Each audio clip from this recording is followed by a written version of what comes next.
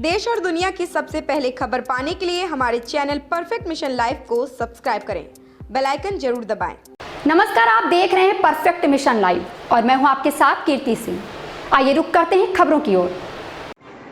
सावन के पहले सोमवार को आज देश भर के मंदिरों में धूम है। महादेव की झांकी और दर्शन के लिए लंबी कतारें हैं। देश के ख्यात मंदिरों में कल रात से ही लोगों की लाइनें लगनी शुरू हो गई थी। मंदिरों में भीड़ और लोगों का उत्साह लगातार बना हुआ है।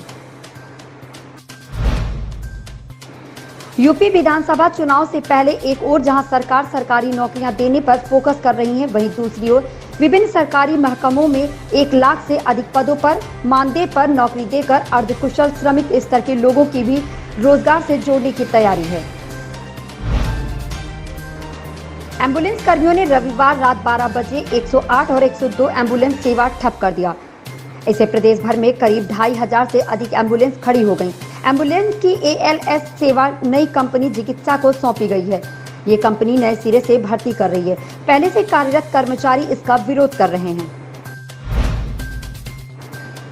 लखनऊ में लवी में सत्र 2020 से 21 PhD प्रवेश के लिए अभी विद्यार्थियों को और इंतजार करना पड़ेगा। इस साल ऑनलाइन प्रवेश परीक्षा की तैयारी चल रही है, लेकिन अभी एजेंसी फाइनल नहीं हो पाई है। इससे अब प्रवेश परीक्षा 1 महीने देरी से 15 अगस्त के बाद ही संभव होगी। विवि प्रशासन यूं तो अपने यहाँ PhD प्रवेश परीक्षा 15 जुलाई को कराने की तैयारी में था।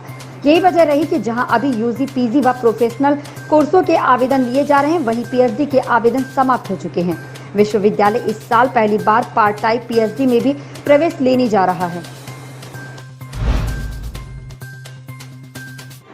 यूपी पावर कॉरपोरेशन ने बिजली सामग्री की GST समेत कीमतें तय कर दी हैं। अब उपभोक्ता को इस बात की जानकारी हो सकेगी कि उसने किस सामग्री पर कितना GST चुकाया है। 2 बार GST वसूली को लेकर खबर प्रकाशित की थी। इसके बाद उपभोक्ताओं की सहूलियत के लिए ये परिवर्तन पावर कॉरपोरेशन ने किया। 8 जुलाई को बिजली कनेक्शन पर 2 बार वसूल रहे GST और 9 जुलाई को पावर कॉरपोरेशन ने दिया था 2 बार GST वसूलने का आदेश। शीर्षक से खबर प्रकाशित कर उपभोक्ताओं की जेब काटने के खेल का खुलासा किया था। भूता के मिर्जापुर गांव में पति पत्नी के बीच हुआ झगड़ा। उनके 7 महीने के मासूम बेटे की जिंदगी पर भारी पड़ गया। झगड़े के बाद पत्नी बच्चों को छोड़कर मायके चली गई। पति शराब के नशे में धुत होकर मासूम बेटे के साथ सोया, लेकिन उसका ख्याल नहीं रख सका। रात में किसी समय वह बेड से नीचे जा गिरा और सिर में गंभीर चोट लगने से उसकी मौत हो गई।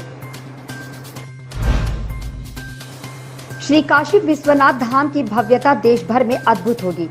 सुरक्षा व्यवस्था भी हाई टेक की जाएगी। काशी विश्वनाथ मंदिर न्यास को जमीन हस्तांतरण के बाद सुरक्षा व्यवस्था मजबूत करने की कवायद तेज हो गई है। धाम में सुरक्षा वॉच टावर की बाधा जमीन हस्तांतरण के साथ ही दूर हो गई है। छोटे से कस्बे के रहने वाले परचून दुकानदार के इंजीनियर बेटे आकाश अवस्थी ने बड़ी छलांग लगाई।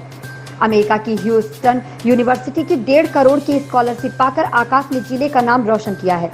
उनका चयन 5 साल के लिए PhD प्रोग्राम में हुआ है। वे अब अमेरिका में ही रहकर कंप्यूटर साइंस पर शोध करेंगे। आकाश दिल्ली एयरपोर्ट से अमेरिका के लिए उड़ान भरेंगे।